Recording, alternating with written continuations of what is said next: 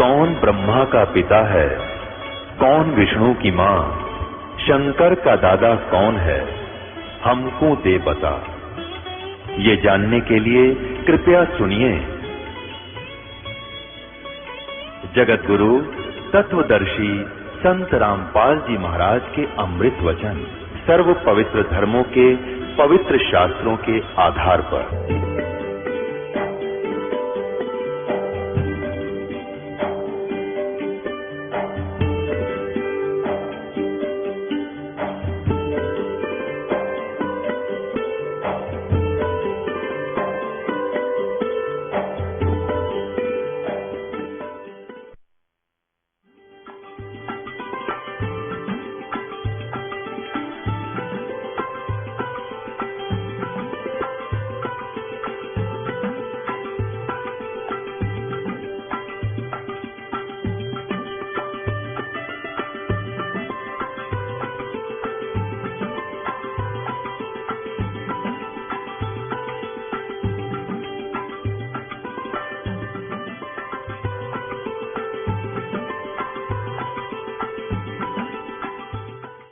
ये देखिएगा अध्याय नंबर 4 का श्लोक नंबर 34 कि उस तत्व ज्ञान को जो सच्चिदानंद घनम ब्रह्म की वाणी में है, जिसने अपने मुखारविंद से आकर बोल के उच्चारण किया, उस ब्रह्म ने उस ज्ञान को तो तत्वदर्शी ज्ञानियों के पास जाकर समझ, उनको भली भांति दंडवत प्रणाम करने से, उनकी सेवा करने से और कपट छोड़कर सरलता पूर्वक प्रश्न करने से वे परमात्म तत्व को भली भांति जानने वाले ज्ञानी महात्मा तुझे तत्व ज्ञान का उपदेश करेंगे। अब वो तत्वदर्शी संत होगा कैसा, इसकी पहचान भी अपने पवित्र सदग्रंथ इस श्रीमद् भगवत गीता जी में लिखा है 15वें अध्याय के प्रथम श्लोक में। ये देखिएगा,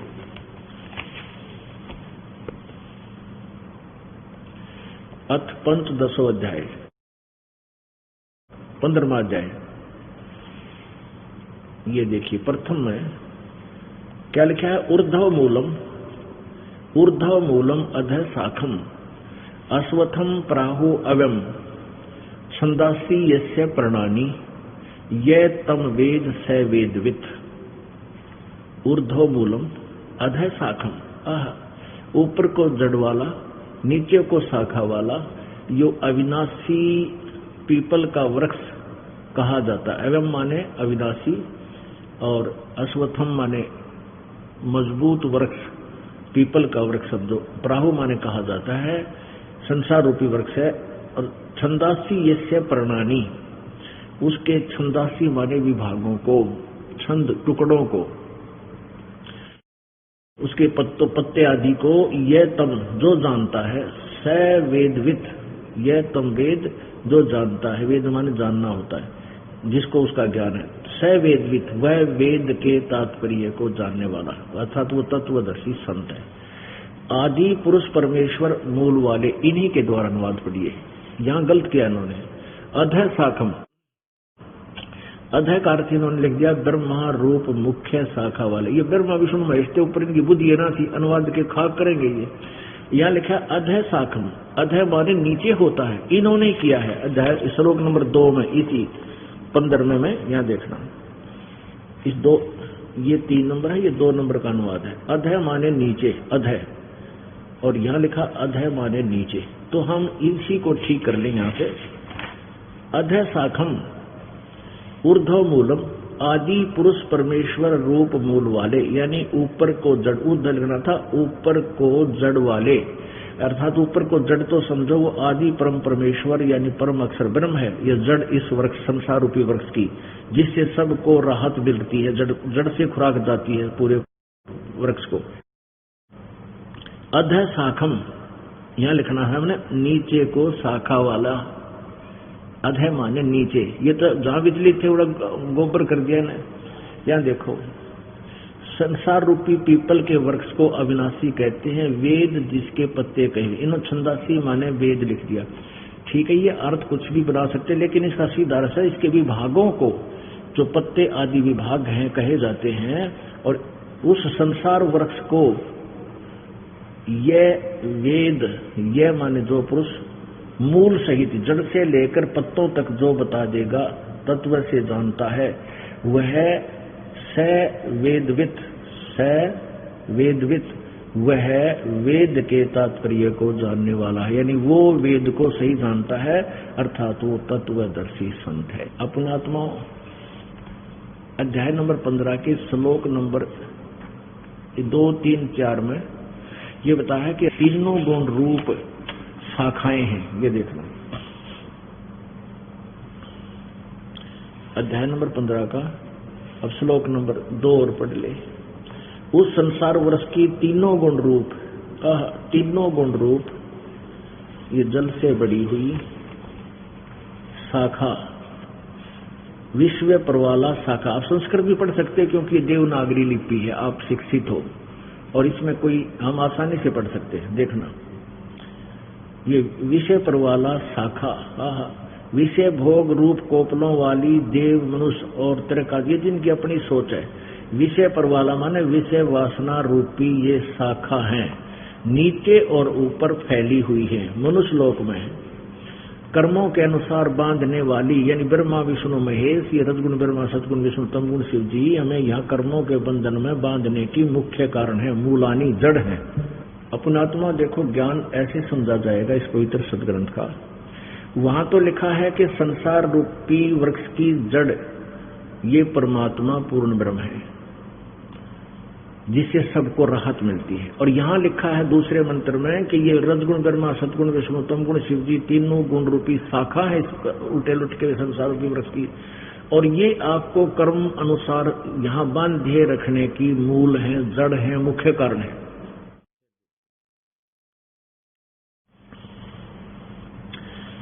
ये दूसरा 15 में जाएगा।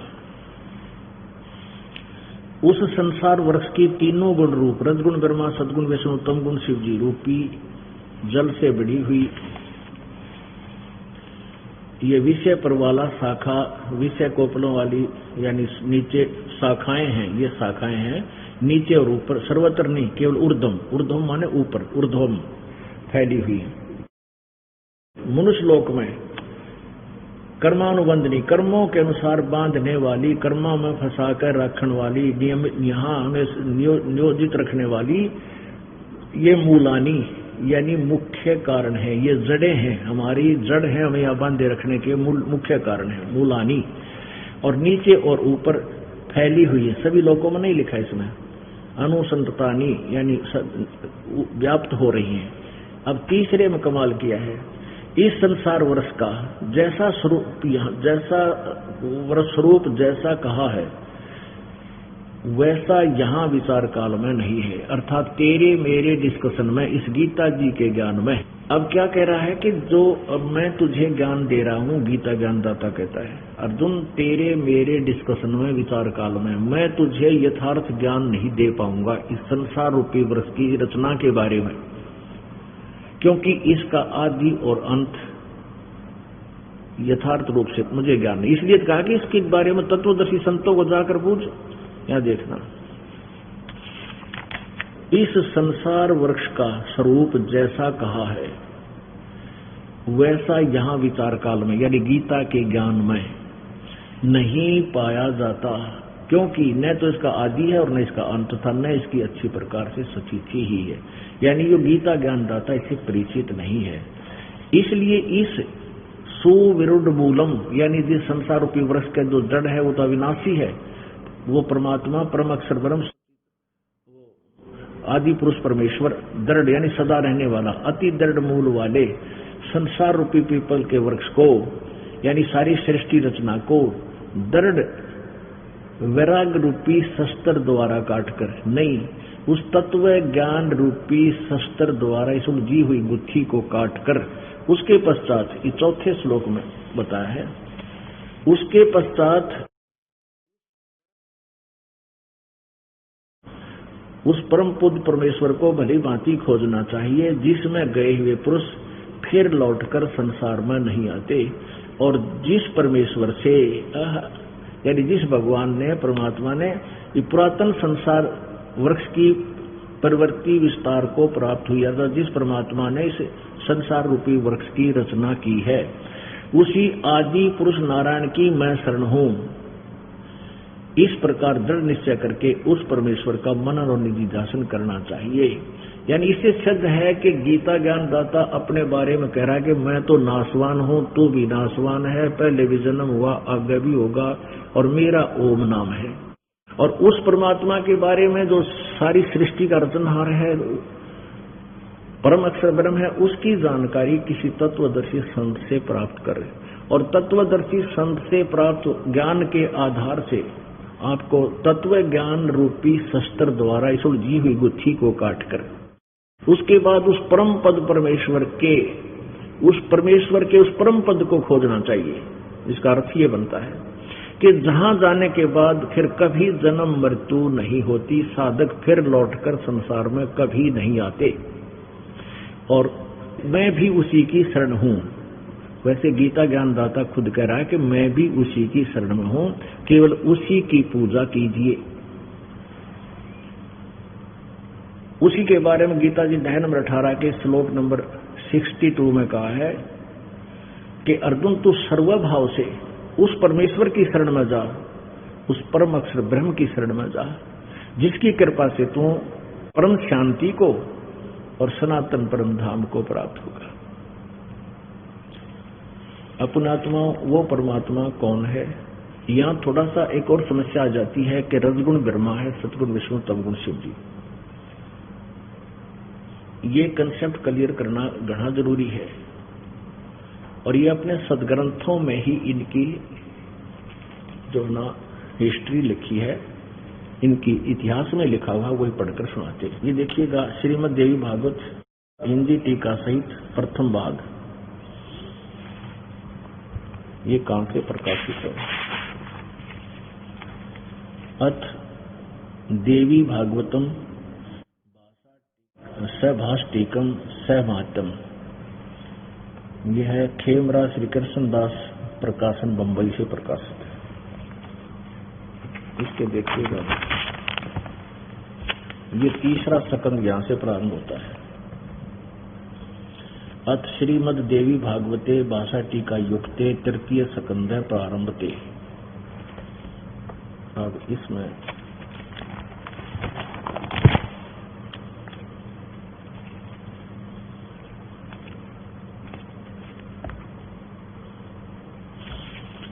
ये 11वां पृष्ठ है इसका,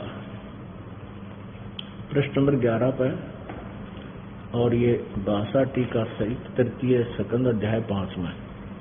इसके श्लोक नंबर 8 में भगवान शंकर जी कह रहे हैं अपनी दुर्गा माता को, अपनी माता दुर्गा को, हे माता, यदि हमारे ऊपर सदा आप दया युक्त हो तो हमको तमोगुण में किस प्रकार प्रदान किया है? प्रदान नहीं है, इसमें संस्कार दिखाऊंगा। मुझे तमोगुण क्यों उत्पन्न किया है, इसका अर्थ ये बनता है। फिर भी और ब्रह्मा रजोगुण और हरि सतोगुण,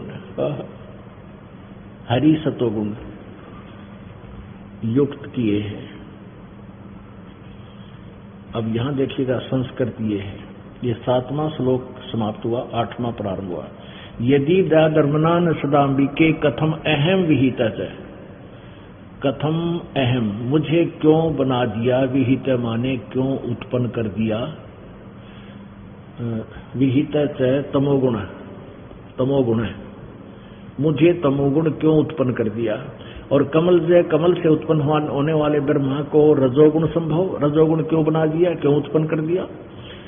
और सुवित है किमो सतोगुण हरि, और विष्णु जी को आपने सतोगुण क्यों बना दिया। इति सिद्धम के रजगुण ब्रह्मा है, सतगुण विष्णु, तमगुण शिव जी।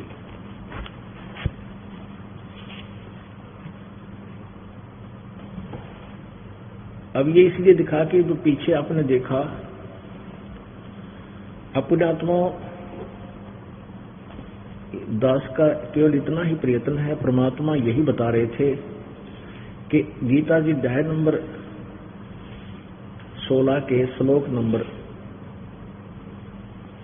23 में लिखा है कि शास्त्र विधि को त्याग कर जो मनमाना आचरण कर, शास्त्र विधि को त्याग कर जो मनमाना आचरण करते हैं उनकी ना तो सुख होता है, ना उनकी गति होती है, और न ही उनको कोई सुख होता है। ने उनकी कोई सिद्धि प्राप्त होती है, अर्थात यूजलेस।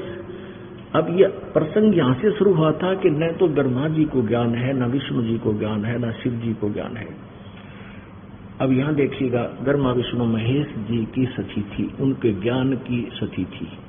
अब तभी हम परमात्मा को समझ पाएंगे, जिनको हम भगवान मानते थे उनकी सतीथि से परिचित हो जाएंगे, तभी हम उनसे हटकर अपने यथार्थ मार्ग पर आएंगे।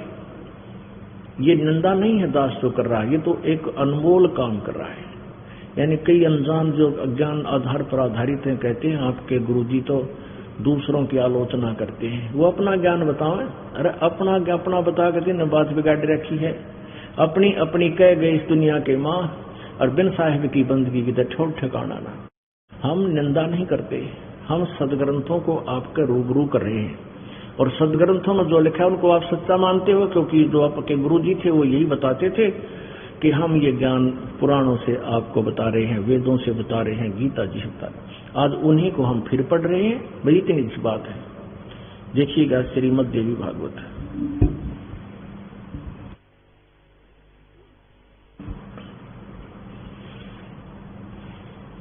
गीता प्रेस गोरखपुर से प्रकाशित है।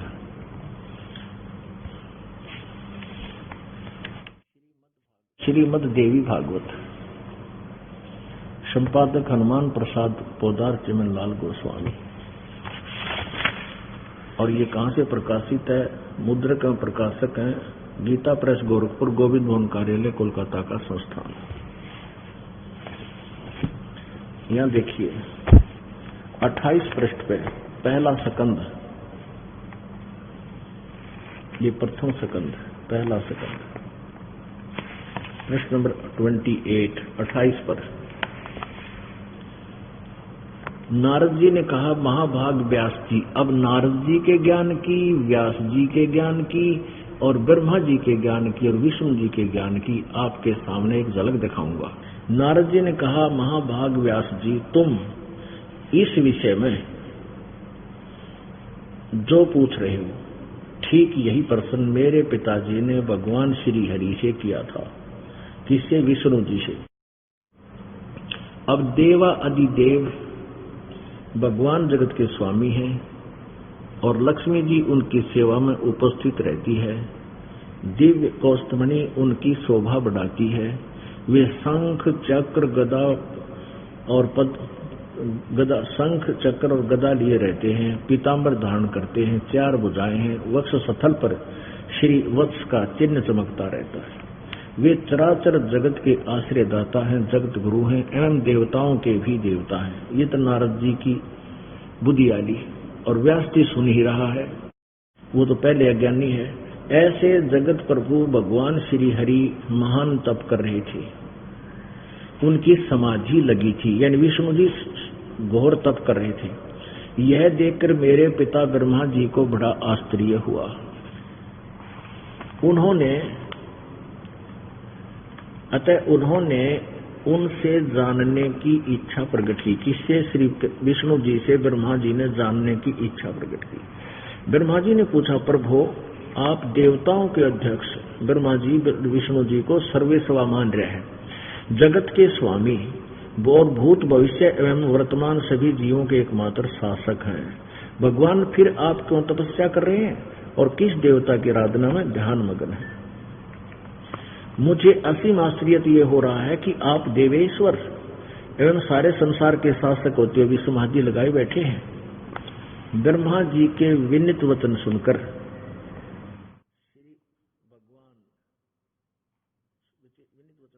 भगवान श्री हरि उनसे कहने लगे, ब्रह्मन सावधान होकर सुनो, मैं अपने मन का विचार व्यक्त करता हूँ। विष्णु जी का ज्ञान सुनना ही। देवता, दानव और मानव सब यही जानते हैं कि तुम सृष्टि करते हो, मैं पालन करता हूँ, और शंकर संहार किया करते हैं। किंतु फिर भी वेद के पारगामी पुरुष अपनी युक्ति से यह सिद्ध करते हैं कि रचने, पालने और संहार करने की यह योग्यता जो हमें मिली है, इसकी अधिष्ठात्री शक्ति देवी है, यानी दुर्गा है। वे कहते हैं, आगे चलो, सुवर्त प्रत्यक्ष और परोक्ष दोनों उदाहरण में तुम्हारे सामने रखता हूं, सुनो। यह निश्चित है कि उस शक्ति के अधीन होकर ही मैं इस शेष नाग की सैया पर सोता और सृष्टि करने का अवसर आते ही जाग जाता हूं। मैं सदा तप करने में लगा रहता हूं। उस शक्ति के शासन से कभी मुक्त नहीं रह सकता। कभी अवसर मिला तो लक्ष्मी के साथ सुख पूर्वक समय बिताने का सौभाग्य प्राप्त होता है। मैं कभी तो दानवों के साथ युद्ध करता हूं।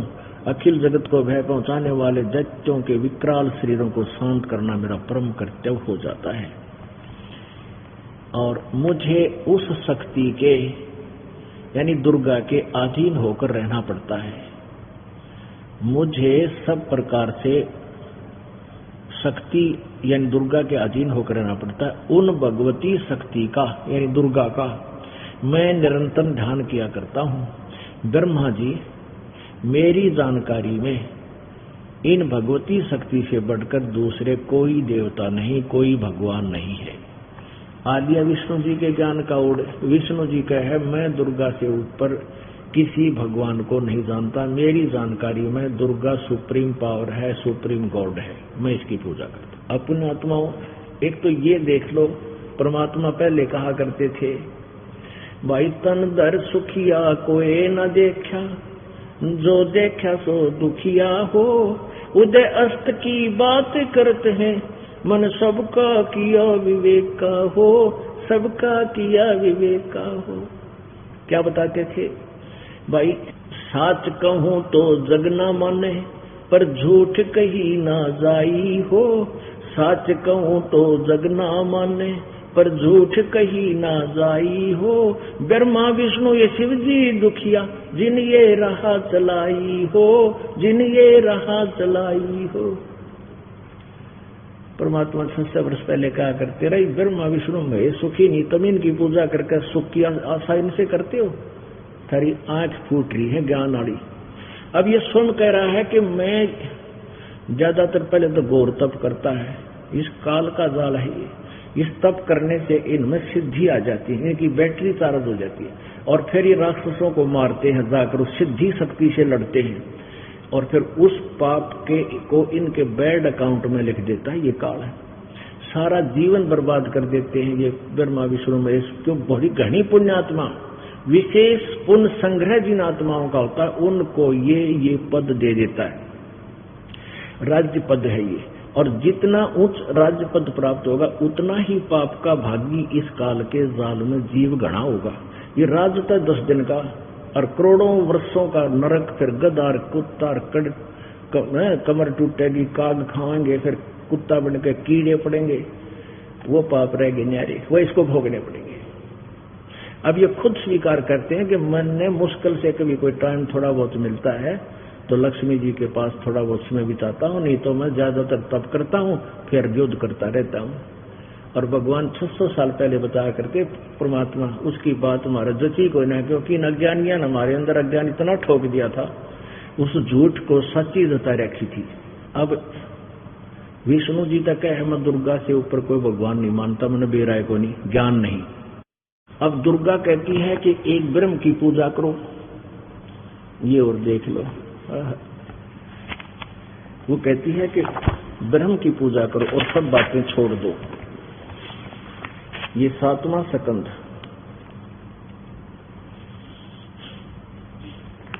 और प्रश्न नंबर 562 पे संक्षिप्त देवी भागवत।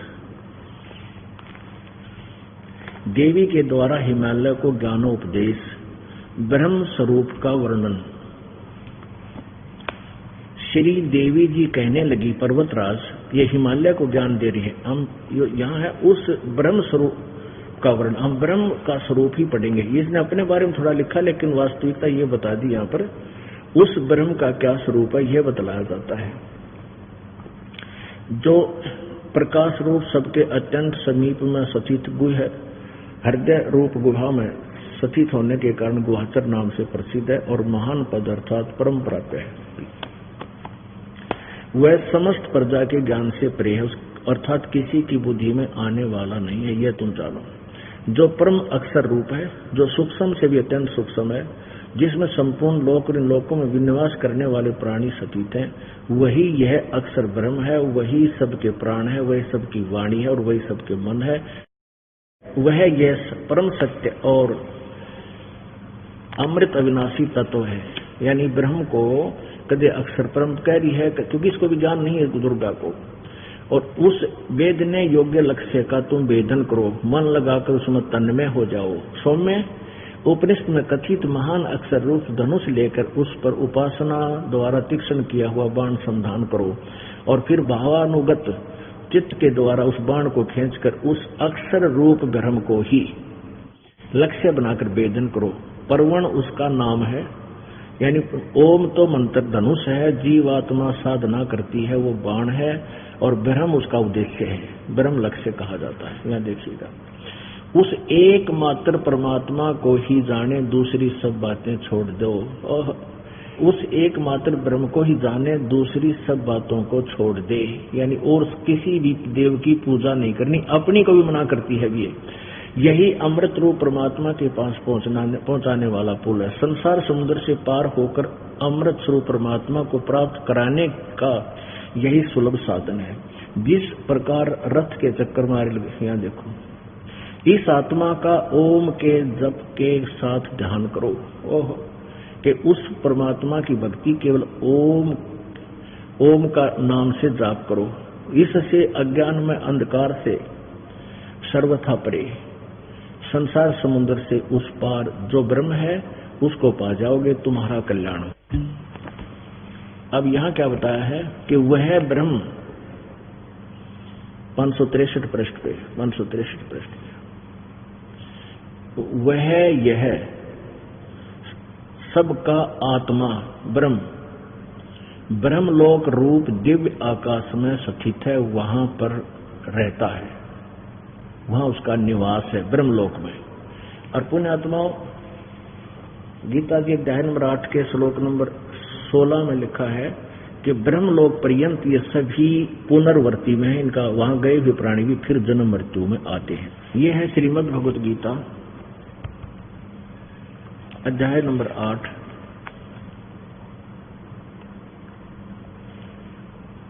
और श्लोक नंबर 16।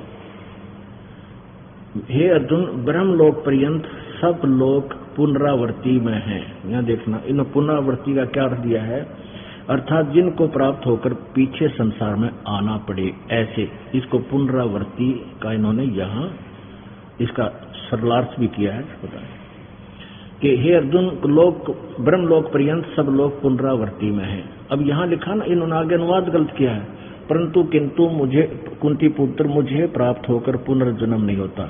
अगर ये नहीं बनता, इसका अर्थ है कि जो ये नहीं जानते, जिसका वास्तविक अर्थ ये है, जो ये नहीं जानते कि ब्रह्मलोक पर्यंत सभी तो उल्टे आते हैं, ब्रह्मलोक में गए हुए वापस आते हैं, जो ये नहीं जानते वो मुझे प्राप्त होकर भी जन्म मृत्यु में ही रहते। इसका अर्थ तो ये बनता है, इन्होंने अनुवाद गलत किया है।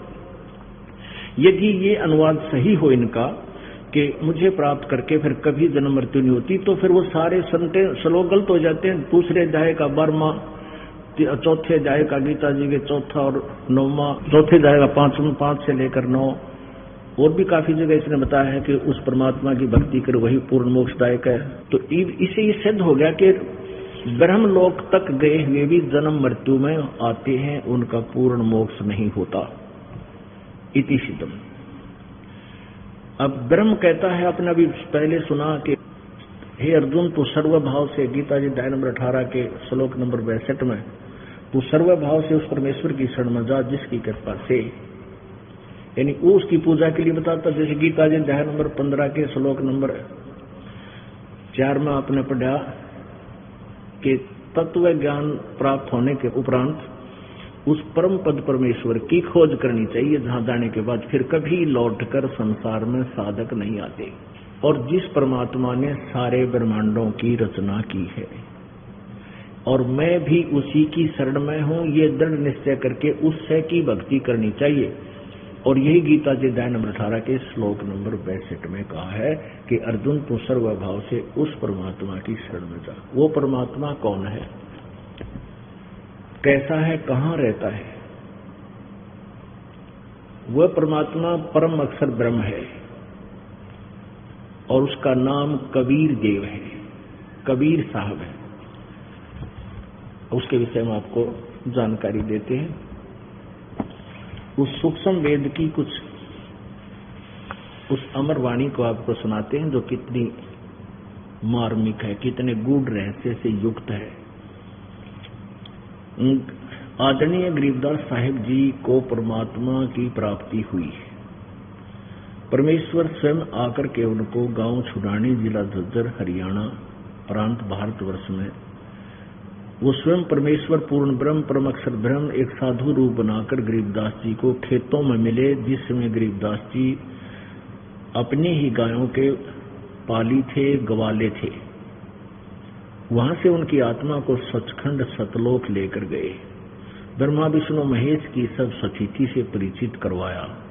आज से लगभग 250 वर्ष पहले गरीबदास जी ने आंखों देखा वर्णन कबीर परमेश्वर की महिमा का लिखा हुआ है अपनी अमरवाणी में, और कबीर जी ने उनके अंतःकरण में अपना वो सूक्ष्म वेद फीड कर दिया था। उन्होंने दोबारा फिर उस परमात्मा के ज्ञान को दोबारा प्रकाशित किया। कस्तूरी नाम कबीरे है, बिन छेड़े मैं कंते, आद अंत की कहते हूँ, पटतर कोई न सुनते। कस्तूरी नाम कबीर है। हाय हाय, कहते हैं कस्तूरी की इतनी अच्छी सुगंध होती है, उस न छेड़ो, उसको कहीं पर लगाओ या ना लगाओ, जहां भी वो रखी है उसकी आसपास के क्षेत्र में अपने आप सुगंध फैल जाती है। कस्तूरी नाम कबीरे है, बिन छेड़े मैं कंते, आद अंत की कहत हूँ, पटतर कोई न संत। उसके बराबर ना तो कोई संत है और ना ही कोई भगवान है। आदि अंत यानी शुरू से लेकर आखिर तक का ये निचोड़ सुन ले।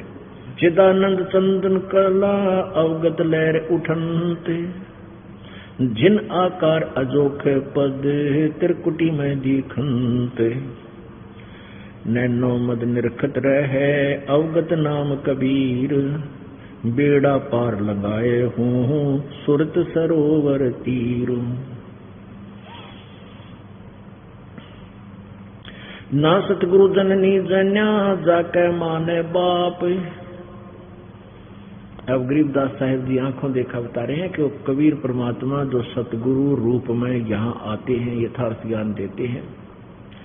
ना सतगुरु जननी जन्या, जाके मायन बाप, पिंड ब्रह्मंड से बाहर है, जाना तीनों ताप।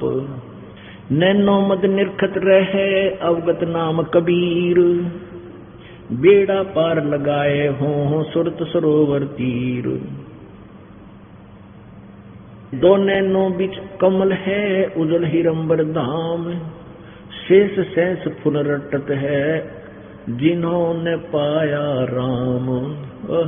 कहते तुम क्या साधना करते हो, जय राम राम राम, जय जय राम, सीताराम, राधे श्याम, राम राम राम राम। कहते इस राम राम के करने से यदि तुम्हें भगवान मिल जाता तो शेष नाग जी 1000 उसका मुंह है फन, और एक फन में 2 जीव हैं, और एक बार में वो 2000 बार राम राम जपता है। उससे दिन का लाग रहा जब तक जन्म हुआ है, आज तक तो उसने राम मिला को नहीं।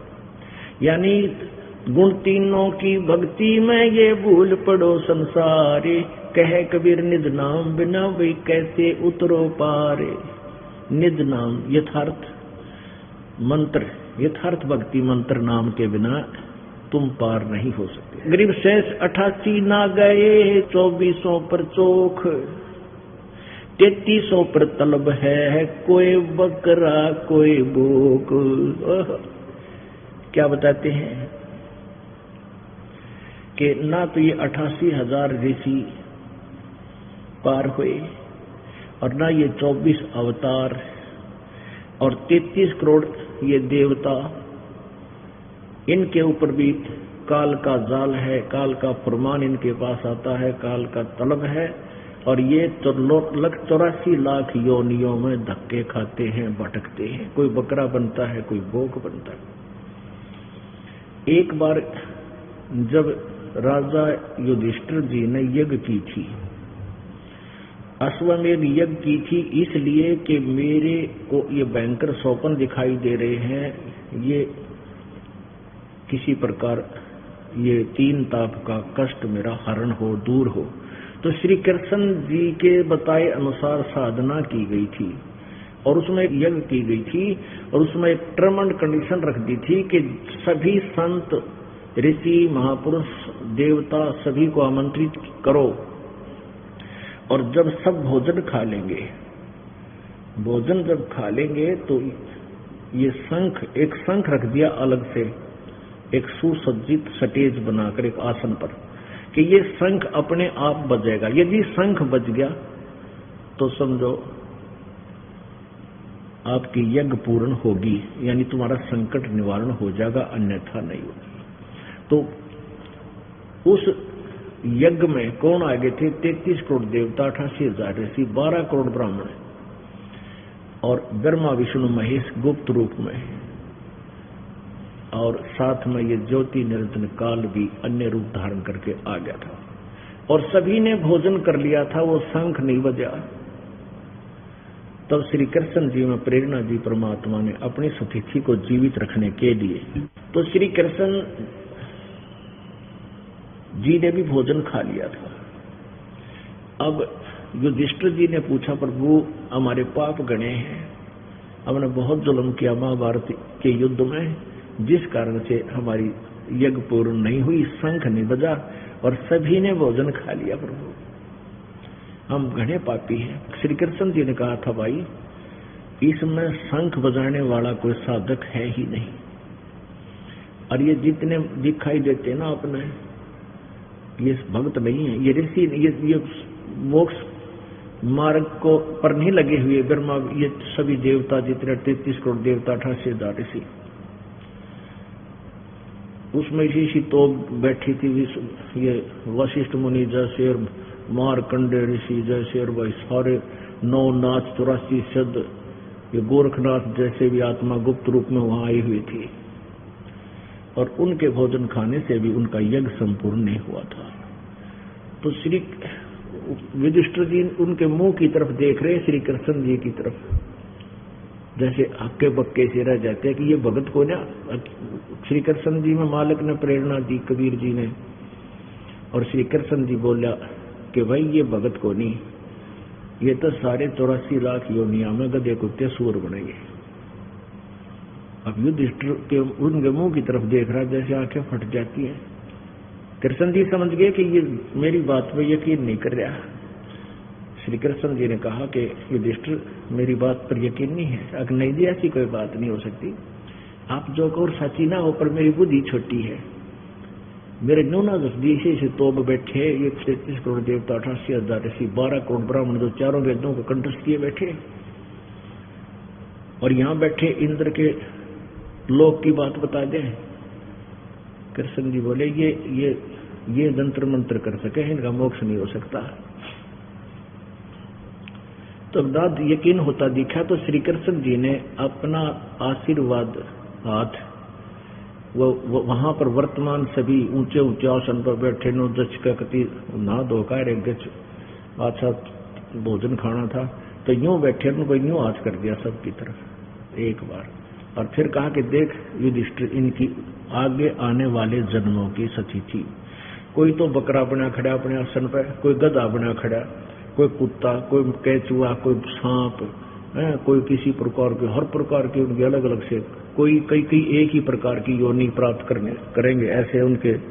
अब युधिष्ठिर जी ने जब ये देखा, आंखें बंद कर ली और कहा भगवान इस लीला न रोको, इस लीला को रोको। श्री कृष्ण जी बोला लीला को नया सच्चाई है,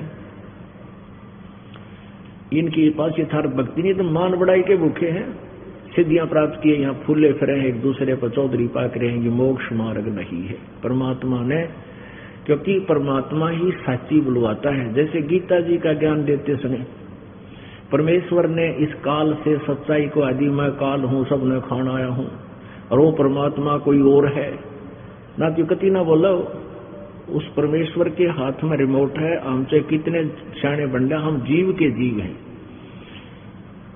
तो इसलिए उसने बुलवा दिया ना, तो कति ना बताओ इतने दिन हो गए इसना कबाड़ कर रखा, अंधेरे में डाल रखे थे।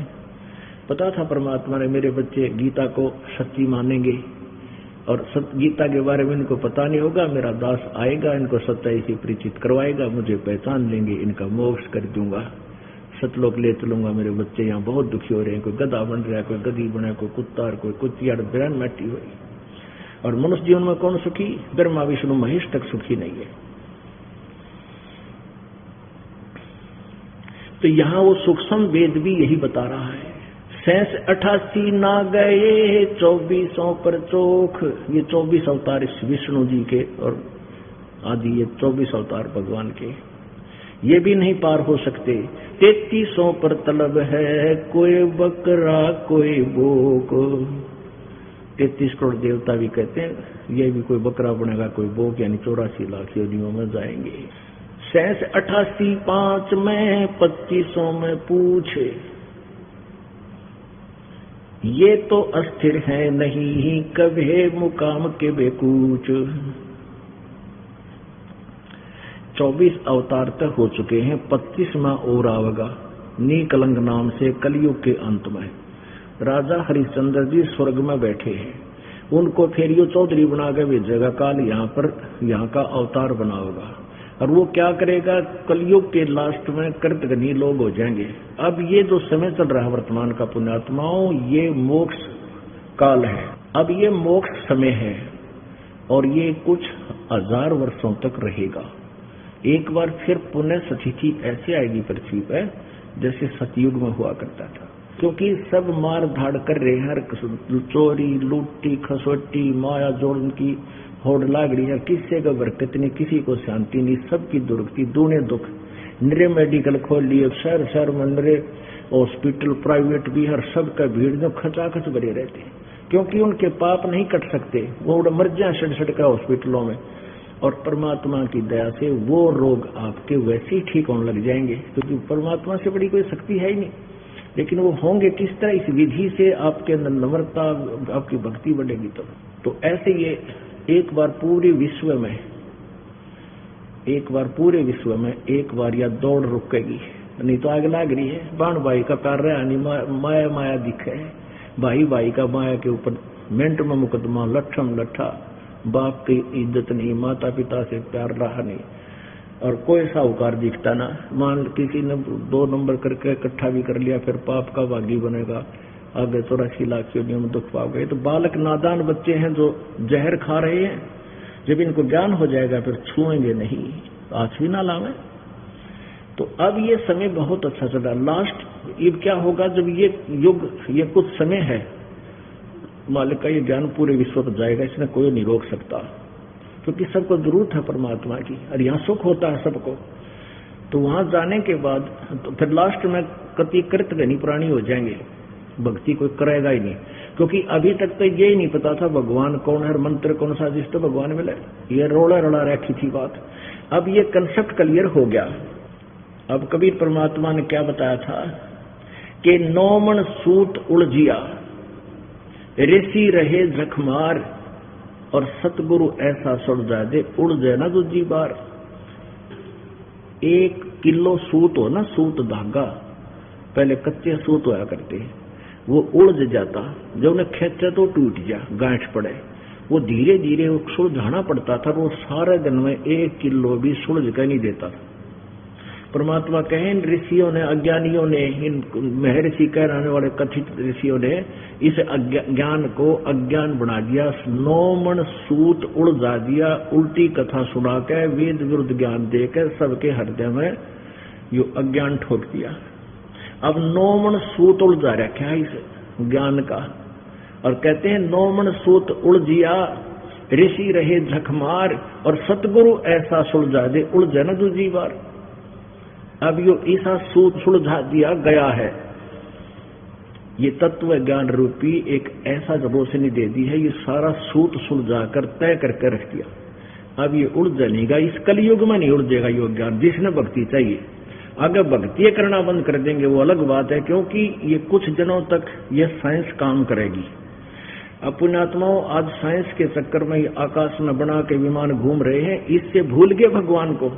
अगर 2 वर्ष वर्षा ना करे परमात्मा, ये धरे के धराए रह जाएंगे। कंप्यूटर, सैटेलाइट, नेट, इंटरनेट, इन्हें कोई देखने आई ना रहेगा, मर जाए भुगत भुगत तड़प तड़प का। तो एक समय ऐसा आएगा कलयुग में, फिर काफी वर्षों के बाद वर्षा बंद हो जाएगी। ऐसे वर्षा पड़ा करेगी जैसे उस इस साइंस का नामो निशान नहीं रहेगा, और सब कृतघ्नी प्राणी हो जाएंगे। कच्चा मांस खाओगे, चोरी जारी करके सारे, मतलब ऐसा बुरा हाल हो जाएगा। और 5 वर्ष की लड़की के संतान होनी शुरू हो जाएगी।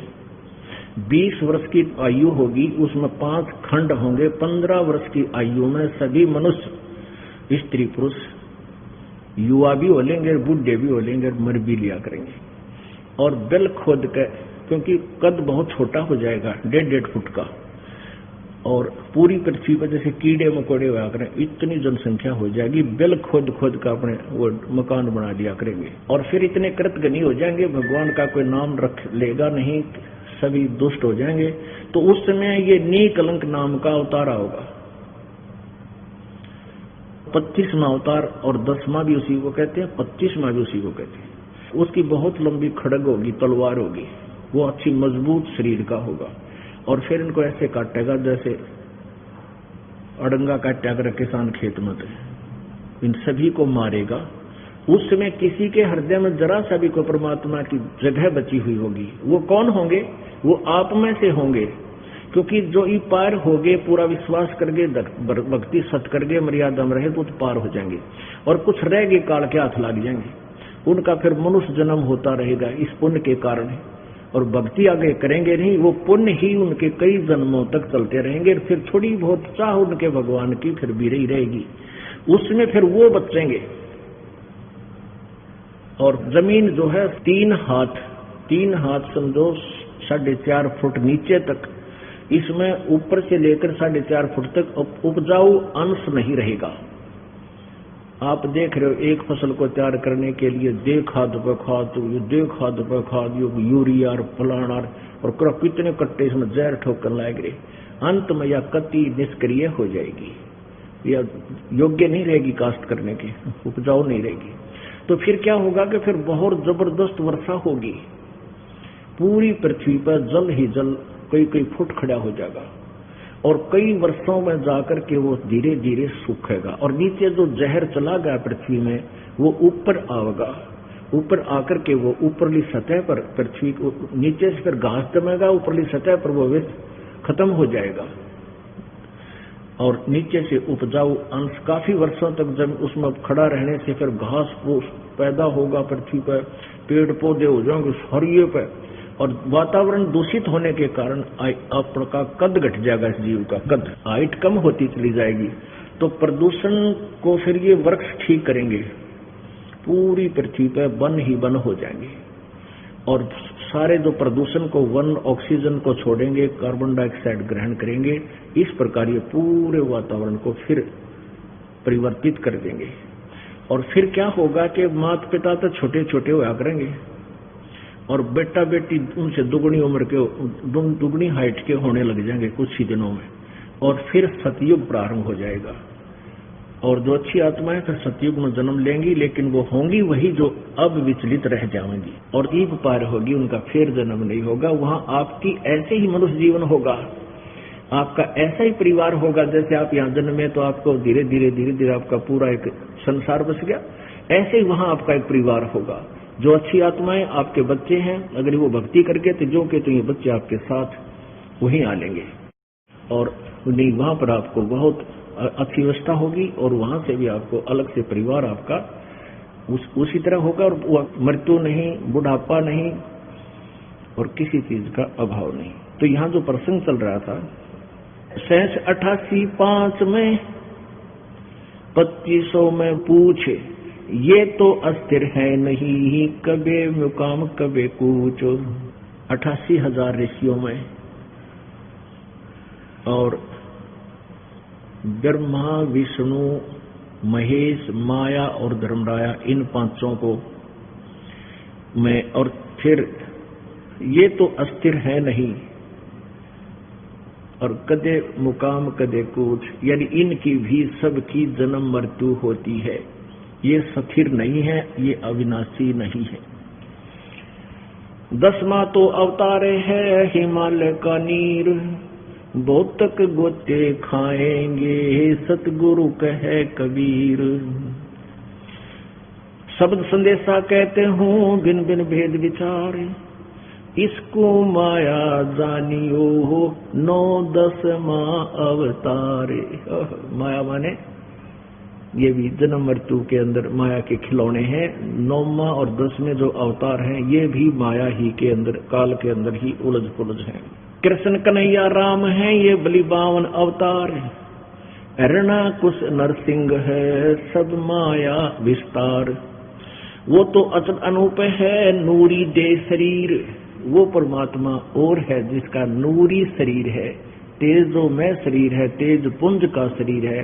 अब हमारा शरीर है 5 तत्वों के पुंज का, पुंज माने समूह, 5 तत्वों का पुंज है, और वो केवल एक नूरी तेज पुंज का शरीर है परमात्मा का। निराकार शरीर है मालिक, निराकार है परमात्मा, निराकार नहीं नर आकार, मनुष्य जैसा साकार है।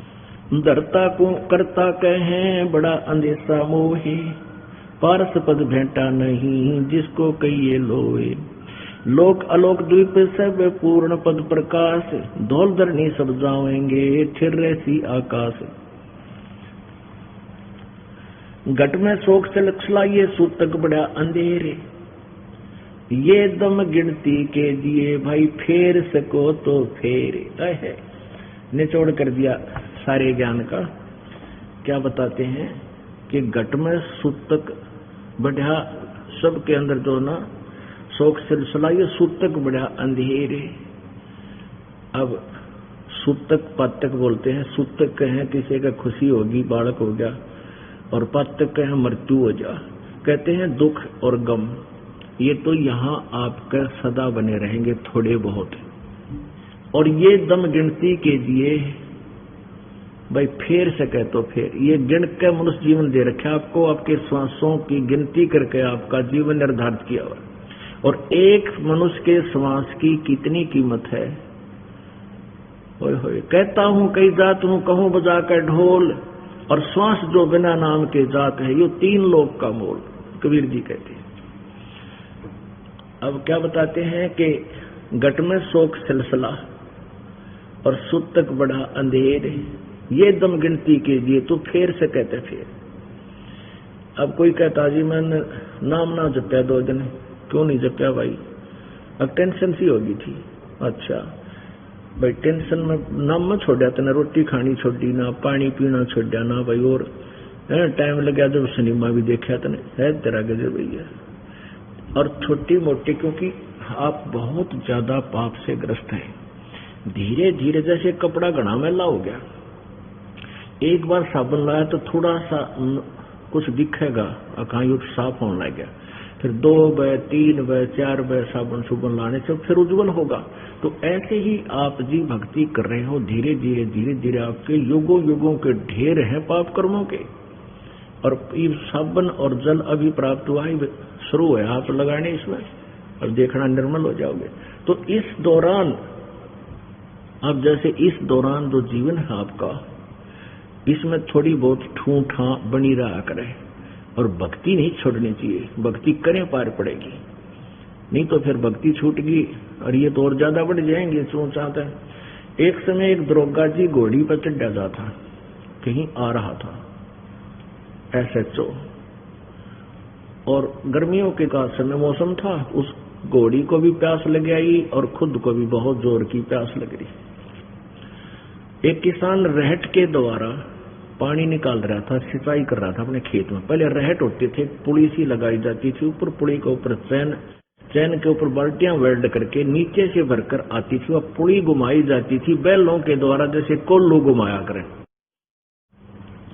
तो पहले इसे जुगाड़ होया करते, एक लंबा सा लठ लेकर उसकी पाठ बनाया करते, कोल्लू में डालकर वो सारा जुगाड़ को तुम्हें, तो वो पुली चर्रक करे तो वो चल है, कुछ कोल्लू चर्र चू वो ऐसे चलता था, नीचे तो पानी भरका आता तो लोड में वो पुड़ी में चू चर ये होती रहती थी। अब दरोगा जी ने देखा कि सामने पानी निकल रहा है, वहां पानी मैं भी पीऊंगा और अपनी घोड़ी को भी पियाऊंगा। और घोड़ी पर चढ़ा और उसके निकट आया तो घोड़ी उस रेट के चलने से वो चू जो हो रही थी, ची चू तो चल रही थी, उसने बिदक गई और बिदक कर दूर बाज गई। दरोगा जी गुस्से में कहने लगे, रहो रेट वाले, इस चू को बंद कर, मेरी घोड़ी डरती है। उसने रेट रोक दिया, बैल रोक दिए तो चू खत्म होगी, तो गिल्ला पानी खत्म हो गया, क्योंकि चू तो चल रहा था वो पानी तो। और वो आगे खेतों में सूखे खेत थे, साथ पी रहे थे जल, तो घोड़ी निकट लेकर आया तो जल नहीं पाया। दरोगा जी कहने लगा, वो जल निकाल। उसने फिर बैल आंख दिया, फिर चू हुई तो घोड़ी फिर एक किला दूर जा खड़ी हुई। ऊपर दरोगा जी उसने कहा, रे चू को रोक। उसने फिर बैल रोक दिए और फिर निकट आया, कहने का पानी निकालो। पानी निकालने के लिए फिर चू, वो अब घोड़ी फिर बाज गई। अब वो किसान बोला, दरोगा जी इस चू में पी गए तो पी गए ना, दोनों मरोगे तुम। तो भैया संसारिक जो टेंशन पेंशन थोड़ी बहुत चू हो जाएगी, लेकिन इस राम नाम में पिए जाइयो ना तो ग्रहण मट्टी हो जाएगी। बोलो सतगुरुदेव।